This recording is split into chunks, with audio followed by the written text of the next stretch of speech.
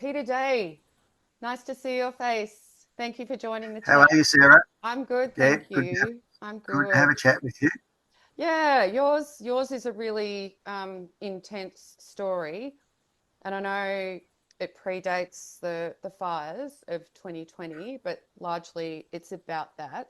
Most people know who you are, but for those who may not, if you just want to give a brief intro of you and how you got going in this sector, and then we'll take it from there. Yeah, well, I'm Peter Day. I run Badgerys Creek Wildlife Sanctuary. We started the sanctuary in 2015. We decided that we needed to help the wildlife. We have a property here that's 80 acres that is surrounded by state forest and national park. There are no farms.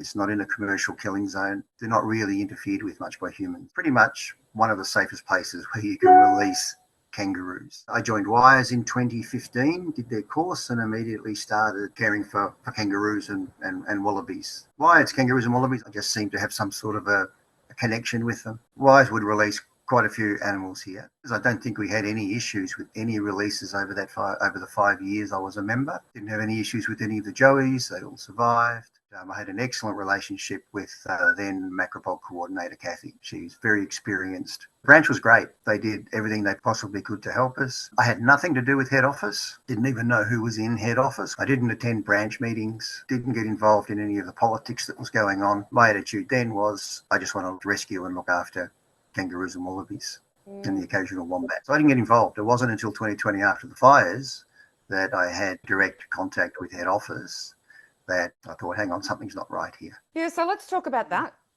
We were affected by the Black Summer fires. The fire came through here on the 1st of February in 2020. We were one of the last properties in New South Wales to get burnt. The fires came by around about 10 o'clock. We were out initially putting out spot fires. Quite an experience. The winds were huge. It was hot and dry and embers absolutely everywhere. The smoke was bad on them. We were okay because we had masks.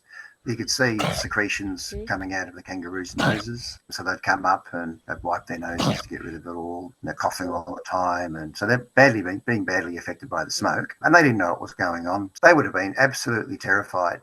And then when the fires actually came and they started to burn the forest, you'd watch them and they'd be running around at full speed, absolutely terrified, with their joeys following behind them, and they'd be jumping into the flames and they'd be jumping into the bushes that are on fire, and they're in panic mode. I can't stop them, can't do anything with them until the fire passes. A National Parks firefighter came racing up the road in his firefighting ute, came and said, look, you guys can't stay here. You're surrounded by the fire. You really, really should leave.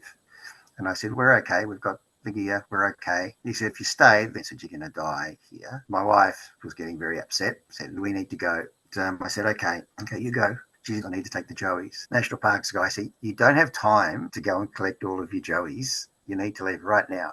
Very insistent on it. Eventually he said, go and get your joeys and get in the car and follow me out. It's very difficult when you're on the ground to realise actually how big a fire is. Yeah. It's not until you start driving out and then you look back and then you're actually driving through a burning forest that you realise how big the fire is. And of course we just left with our firefighting gear, no joey formula, no pouches, nothing. So, okay, well, we need to get to town to go and get some joey formula. We couldn't drive the normal way into town because of the fire, so we had to go the long way around, which took like 2 hours. The first place we went to was the food coordinator, and she was also the branch disaster coordinator as well, one of them. So we told her that the sanctuary had been impacted. We don't know how bad. We have joeys in care. Said we need some milk, and so she gave us some joey formula. He said, I'll come into the garage and have a look because we've got a whole bunch of medical supplies. It was all stuff that the public had donated. It all had people's names on it. Half a tube of Flamazine, for instance, with someone's name on it, that had expired. There wasn't a lot there that you could use, like vet wrap, no soft ban. So we went back into town and just went to the local Lifeline and stocked up on soft band and vet wrap and all sorts of bandages and things. But the dilemma was that we had nowhere to stay. So a branch member reached out. She said, look, come and stay with us. So I said, okay. We stayed there for 2 days. And then we left early Monday morning to go back to the sanctuary. I forgot to mention one joey was still left in the house because we couldn't find him. We drove up the driveway. The house was still standing. Looked for the joey and we found him. He was okay. But we were worried about all the animals that we saw, running into the fires. Probably within an hour or so of arriving home, we started to do black walks. It didn't take long to find some survivors. So I found 2 of my hand-raised girls. They'll probably be 3-year-olds at that stage. They had badly burnt feet. So I grabbed them, brought them inside, triaged them, and then continued looking for more animals. We had another 3 actually came back to the house. Some of them had just mild burns. So we brought them inside the house. There were local wallabies, one swampy and one redneck, that had really bad smoke inhalation. So I was able to pick them up, bring them back in the house, and then just continued for the rest of the day and the next 2 or 3 days just doing black walks. Not a lot survived. You would find white bones, like a white skull or a white claw or a white foot. The fire was so intense, it just bleaches everything. Or you might find a pile of white, looks like flour, but it was an animal. I found a wombat that got caught in a fence, twisted, horrible expression on their face. Some of the feral animals, cats, you would see them laying there on the ground, burnt. But my hand-raised ones, and there were a dozen of them, perished. Never ever found their bones. You might find a jaw of a kangaroo that might be of the same size, because the fire was just so intense. To my surprise, on the 6th of February, a Department of Primary Industries ute drives up the driveway. A guy gets out of the car and he introduces himself as a veterinarian, and he asks me if I have any livestock on the property. I explained that we were a wildlife sanctuary and that we didn't have any livestock, but we had a number of burnt wildlife, and I asked him if he wouldn't mind having a look at them for me. He said no and got in his car and drove away. I was shocked. It was really important that we get some assistance. I was really lucky to have a soft tissue specialist who had been helping me with the animals for a year or so before the fires. What an asset to have. If anybody knows about burns, he does. Exactly what you needed at the time, yeah. He was absolutely fantastic. We had internet, we had electricity, we had phones because we're off grid, had video conferences with him, send him images, saving these animals' lives. The disaster coordinators knew the sanctuary had been destroyed. I'm not angry with them because they did what they could with the resources that they had. But head office is a totally different situation. I never had a phone number to call head office, so we weren't provided with, I don't know if anyone else in the branch was, with a phone number to call the disaster response people at head office in Sydney. There's no phone number. If there was, I didn't know about it. So the only way I could contact head office was to ring the wildlife hotline. You can imagine how busy that would be. The one so that I the would be public on ring. one the public rings. And so I would wait 40 minutes. I can't afford 40 minutes. At that stage, I probably had over a dozen animals in care. And I had to continue to do black walks to look for more survivors. I don't know how many times I rang them. I just gave up. And when I did get through to people, they didn't know what to do. I assume they would have passed my details on to whoever was the disaster coordinator at head office. Did they have one? I believe they did. I think nearly every time I rang, they weren't available. Helpful? Not. I have one record of them calling me back and leaving a message. The fires occurred on the 1st of February. The first contact I had with head office, and these are the emails with that person, 14th of February. Nearly 2 weeks later. 2 weeks later. I know people in wildlife rescue, good network of support people that I could rely upon. So I started to reach out to them, and a lot of them would ring me anyway and say, "Are you okay? What's happening? You guys all right?" No one from head office rang to see if we were okay. That is unbelievable. I was really fortunate to have that network outside of wires. Other people that helped me was a committee member from the New South Wales Wildlife Council. She found out what was going on and she rang me and she said, what can we do? I said, well, look, I need a vet here. And there's lots and lots of animals out in the forest that need to be darted and brought in. I brought in the ones that I can find that I can actually physically pick up myself or chase for a little while, but we need a data. She said, okay, I'll see what I can organise for you. And that was around the 6th or 7th of February. So we'd been on our own for a week. She rang me back and said, we'll have a disaster team there tomorrow to help you. You don't need to worry. They'll bring absolutely everything. They'll set up a clinic, bring vets, bring drugs, nurses, whatever you need. They will have it all. So the next day, these guys show up. So the organisation is Huha New Zealand, which is basically run by one lady. She's a very, very experienced vet nurse. She knew exactly what to do. Mm-hmm. They arrived with vets, vet nurses, all the equipment you need to set up a triage room, builders. Wow, so this is an international team that's just come over off their own bat. A small international team, and she needed to know where to set it up. So I had a room at the front of the house which didn't have any walls or a ceiling, but it did have a roof. And it was really the only place available where they could set up. The room was wrapped in clear plastic. So she thought, okay, well, we can set it up in here. Caroline was assisting as a vet nurse, and I was assisting, and I think they had one other vet nurse there. We went out and continued to rescue when we brought in a lot more animals. Everything was going really well. I had made contact with an ABC News reporter. So he arrived on the 8th as well. So he was there pretty much the entire time. Hoo-Ha were there, and for partially when Wires were there. So he was recording things and watching what was going on. They had two really good branch members who braved the trip to come up and give us supplies, and that's Jan White and Karen Hopkins. Oh, yeah, they're amazing humans, those two. Those two were great support from the branch. They loaded the car up full of medical supplies. Those two are absolutely fantastic. I think it was around the 14th when head office started to talk to me, because Hoo-Ha couldn't stay there. I mean, they're a very, very small organisation with limited funds. COVID was coming. If the airport's closed, they can't get home. So somebody needed to take over. They contacted me and said, look, we have a team that will be coming to your sanctuary on a particular day. Here's the guy's phone number. You can talk to him directly. He's organising it all.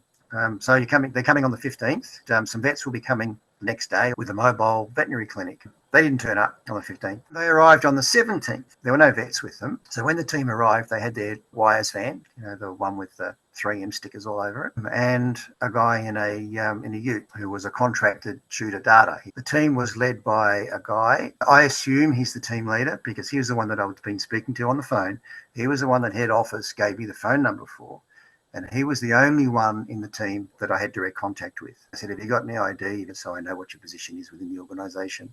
No, we don't. So what is your position within the organisation? Wouldn't tell me what their job was. So did you get the impression when they turned up then and they were behaving that way that they were there to help you? I was very suspicious because, 2 weeks after the fires went through, no response from head office, no help from them whatsoever. I reckon I would have had an attitude of, yeah, okay, you're a bit late to the party, mate. Fair enough, given the amount of stress that you'd endured for those 2 weeks. Yeah, it's a pretty stressful time. But also exhausted. 12 animals and you're up all night, tired because we didn't get any sleep. The vets were only there for a few hours and then they would leave. So it was up to me and Mimi. And so we were up most of the night. The animals were restless. They were in the house. And we have a tiny little cottage with one bedroom and a lounge room and a kitchen. And so they were all in the lounge room. So they'd be trying to stand up and tossing and turning. We don't get much sleep. And then you'd be up early in the morning because you'd have to give them their meds, feed them, clean up all the mess, stuff. And we also had 5 joeys to look after as well. So they all needed to be fed, some of them 3 times a day. We had our hands full. This team turns up, won't tell me who they are, won't tell me what their positions are. I found out he was the Wires media content creator. Why did they send him? Of what use would he have been in that situation? That's a question for the board. So anyway, so I asked him what experience he had with wildlife. None. What experience did he have with medicine? None. What were his qualifications? He had a degree in an agricultural science. They're not open with you at the very beginning. Yeah, what's going to get you back up immediately? Well, I'll give them an opportunity. They need to continue to treat the animals. The vet nurse that they brought didn't have any identification either. I asked her what experience she had with native wildlife. She had experience with native wildlife, but not Australian native wildlife. No experience with macropods, and everyone I was treating was a macropod. The other person that was involved in the team was a contracted shooter data. The guy's an ex-RSPCA inspector, started a business, and one of the services the business provides is vertebrate pest control. Interpret that as you like. That was the team that arrived on the first day, just those 3 people. So no vet with that team? No vets. And the interesting thing is, there was supposed to be a handover of the animals. So the vet that was there, she prepared a whole bunch of documents, the handover notes, and she gave them to me before she left. So it's interesting that a vet is doing a handover to either a media content creator, a vet nurse, or a contracted shooter. Unbelievable. The very day that the Wires team turn up, within hours of them arriving, the RSPCA inspector turns up. He said, I'm here on an anonymous complaint that you are treating wildlife without veterinary supervision. Then he pulled out his phone and showed me a photo of one of my animal's feet. Now, I only provided that photo to 3 people, the specialist soft tissue vet, the vet that was actually treating them, and Why, as a vet nurse, I gave her photos of the wounds so she could keep them for her records. I think she might have even asked for them. So anyway, the vet that was treating the animals, she heard it because I was with the animals when the inspector came up.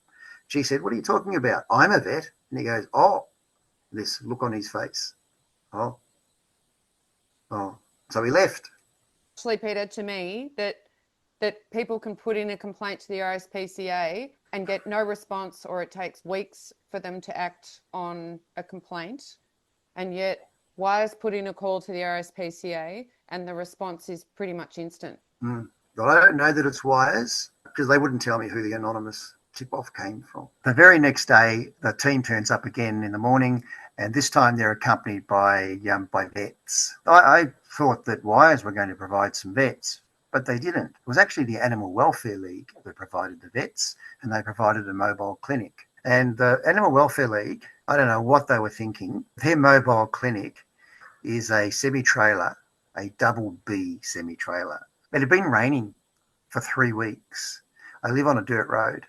I live in the mountains, a kilometre above sea level. What do you think the road's going to be like? They couldn't turn the truck to get into the driveway because the road's too narrow. So they had to park the truck at the side of the road, blocking half the road. The truck driver was really, really concerned that it would sink into the mud and they couldn't move it. My driveway is 60 metres long, so you had to take the animals from the house, walk them down to a truck 60 metres away. And the thing is that I had a clinic already set up. They could have utilised it. The Animal Welfare League vets that came, they didn't have any experience with macropods. I believe they didn't have any or much experience with burns. I organised for them to speak to the soft tissue specialists that have been helping me at the sanctuary since the fires. You've got to remember that these animals had been treated for 3 weeks. All of the debriding had been done. The infection was all under control. The wounds were all healing. What do you need to do to keep them recovering? Dressing changes and keep up the antibiotics. It wasn't necessary to have 2 vets. For the last week, we'd only had 1 vet, and all she was doing was dressing changes. So the first girl, Evie, she would have been 15 kilos. She had both feet burnt.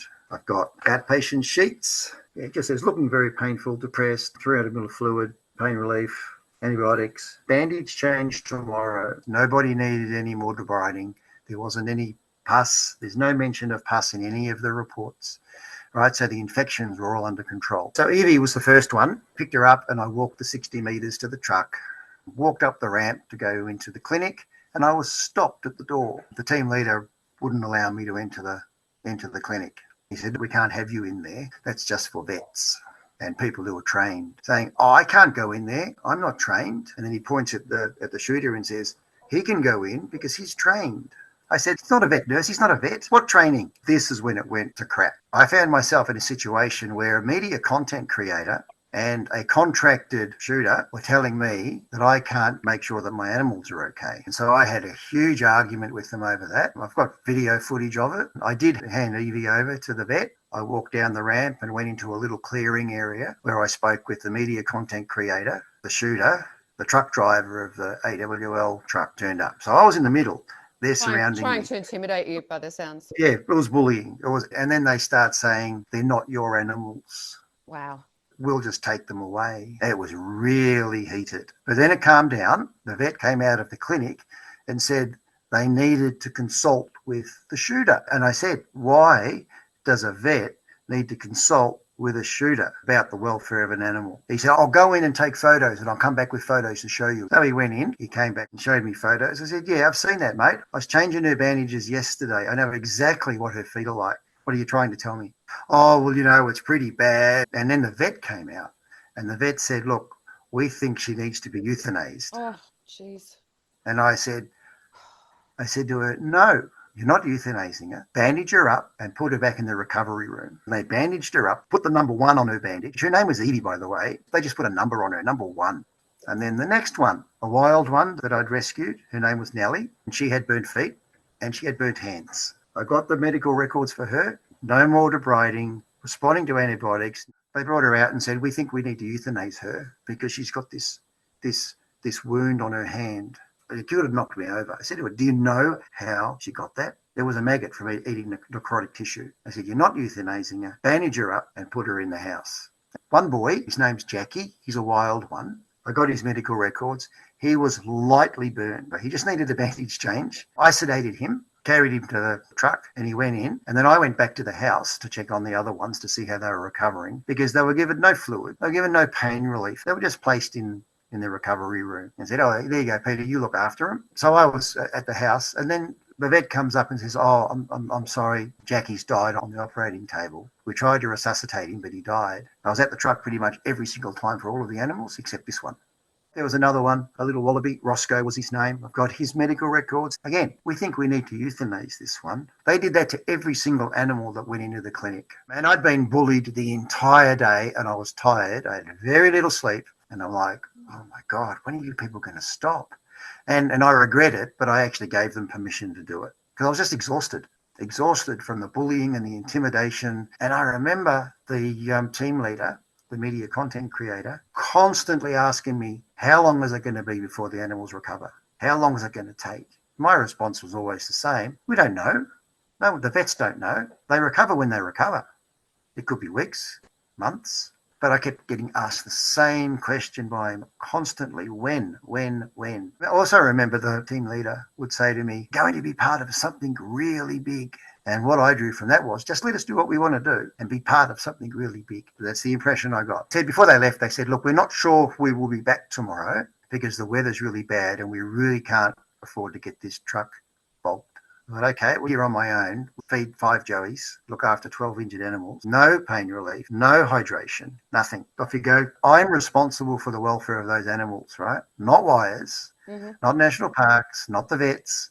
The carer is. If something goes wrong, I'm the one that gets charged and having a criminal record. Mimi and I had a chat about what are we going to do? I'm really, really worried for the safety of the animals. I kind of got the impression that they had no intention of treating these animals. They just seem to want to euthanize them. Are they going to bring a big double B clinic to the house every day? Big, huge clinic like that must be worth over $1 million.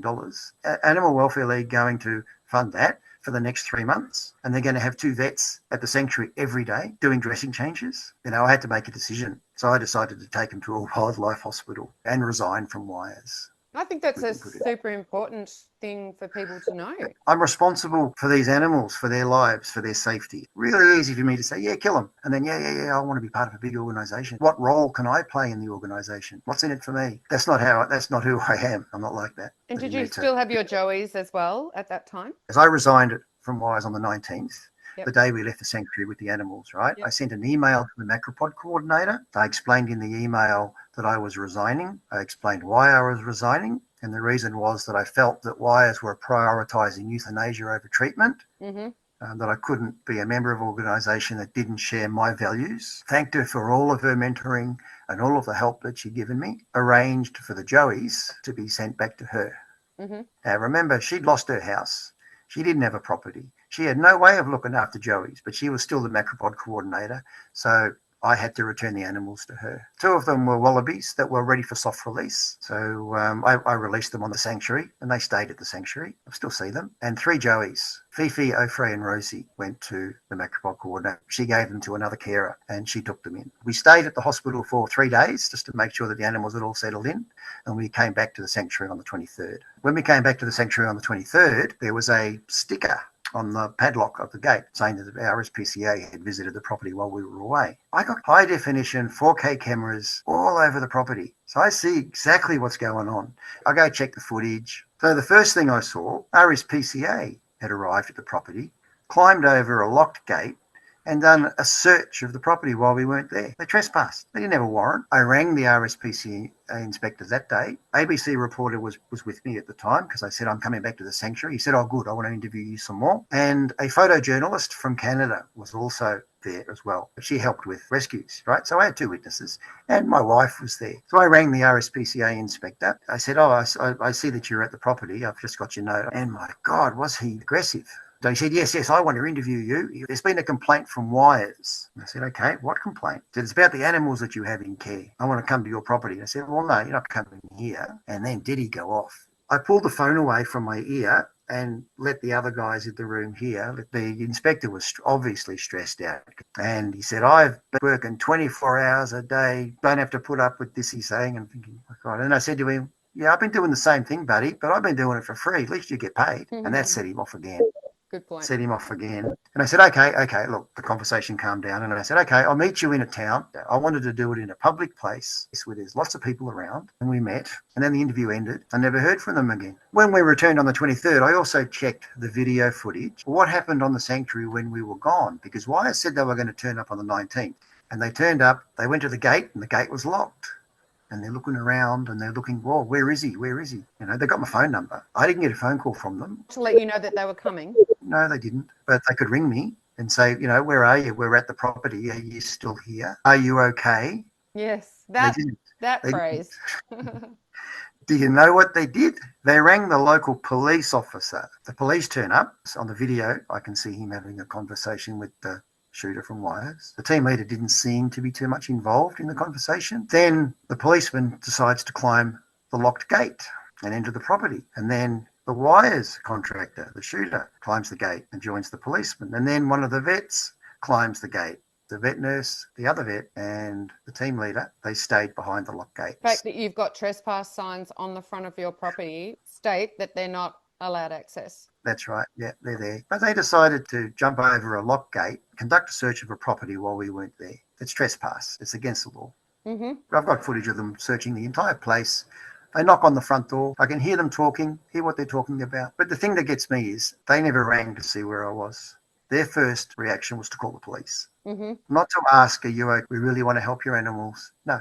They called the local police. Now, I spoke to the police officer. I found out who he was, and I rang him, and I said, you were at my property on the 19th.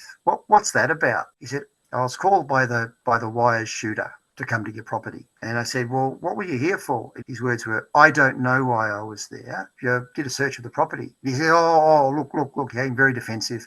Look, this is way above my pay grade, was what he said. And he said, there is no investigation into you. I got the incident number. What I'd like to know is none of this would have occurred without the board's knowledge or the CEO's knowledge. Yeah, of course. The team leader would have been in regular contact with head office. Yep. And the CEO was in charge of whatever happens at head office. Yes. Just again, the team leader was the media content creator. Yes. That just blows my mind that he was even in that role. I mean, I don't know of any kangaroo carer that would do what a media content creator says to do. If it wasn't so outrageous, it would be funny. An ABC reporter was here the entire time. He told me, team leader, told him that whatever investigation or report that he was doing for the ABC will never see the light of day. It'll be shut down. That's what he told the reporter. And the reporter told me, and he said, he's really got my back up now. So he said, I'm going to make sure this gets told. The ABC piece was in post-production. Obviously, Wires knew that there was going to be a national release of what happened at my place. The 10th of March, I received an email from lawyers representing Wires saying that if I didn't stop talking to the media, they would sue me for defamation. But on what basis were they claiming defamation? That I stopped speaking to the ABC News. I then get a phone call from ABC News. He said, I've just been contacted by ABC Legal in Sydney. They've also received a letter from the same lawyers threatening that if they hear the story, that the ABC News will be sued. So I had a conversation with the reporter about it. He said, look, the news team, and this is the national news team, I mean, they deal with defamation threats all of the time. They're happy to air your story as we want to do it, but they're very concerned that it's going to cost you so much money that you'll be bankrupt before it even gets to trial. And then I sought legal advice myself, and the lawyer said, even if what you're saying is true, you don't have the money to fight this in court, which could drag on for years. Just been through the fires, and I'm going to go through 3 years of defamation. No. So I had a long talk with the reporter from the ABC, ended up cutting out a whole bunch of stuff, and then they sent it to me and said, this is what we think we should present, and let the public draw their conclusion from what happened. Probably the safest thing to do. Yeah, but what a shame that they didn't reveal the truth, really. Wise has $100 million sitting in the bank at that stage. I didn't. Yes. And and senior counsel, $600 to $1,000 an hour. This gets back to the board and the management of wires. The fires started in September of 2019. Wires head office 7 or 8 months to prepare for the disaster that happened at my place. Yes. Now, there are lots and lots of sanctuaries that were destroyed. Carers were put in very, very difficult situation. Where was head office? They had time to prepare for it. Well, not only that, where was the team making sure that you were okay and making sure that you got everything that you needed when they had so much money coming in and they could easily have organised all of it? I don't know why they didn't organise vets. The vets that we had at the sanctuary were Vets for Compassion and Vets Beyond Borders. So why couldn't Wires organise something with them? So if a New Zealand organisation can organise vets, if the New South Wales Wildlife Council can organise Vets for Compassion vets to come out, Yep. why can't Wires? Yeah. Very good question. People should know that if an animal is badly burnt or even mildly burnt, they are at high risk of infection. Yeah. The longer they go untreated, the less likely they are to survive that infection. And the window of opportunity is around 3 weeks. You can read into that what you like. I've actually got an email from one of the disaster coordinators from the Wires branch. I was actually CC'd in to emails between the branch and the incident response coordinator. The CEO was CC'd into it, and I was CC'd into it. And these emails are quite eye-opening. Branch disaster coordinator says that we can't wait 4 weeks to help Peter Day. He needs help now. This is what she was telling head office. They would have known what was going on. I don't know what current board members were board members back in 2020. What happened at my place, they oversaw it. Board is responsible for it, and the CEO can't say, oh, I didn't know about it. Well, you're the CEO. You're supposed to know what happens within the organisation. And the fact that she was CC'd in on emails too to keep her informed. Yeah.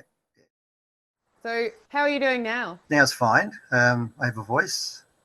Even though my voice on social media constantly gets removed, just like yours. Oh yeah, yep, it's incredible. Yeah, they can threaten us with defamation. They can threaten us to call the police. They can threaten to report us to the anti-terrorist squad of New South Wales if that's what they want. I know. I thought that was pretty amusing, actually. Can't believe they would even think about that. Yeah. The Fixated Persons Unit was set up to catch terrorists that ASIO can't get. The machine that we're up against. We're determined to keep people informed, to keep this honest, really. The truth needs to be told. And if we don't do what we do, then everyone will just be steamrolled. That's the reality.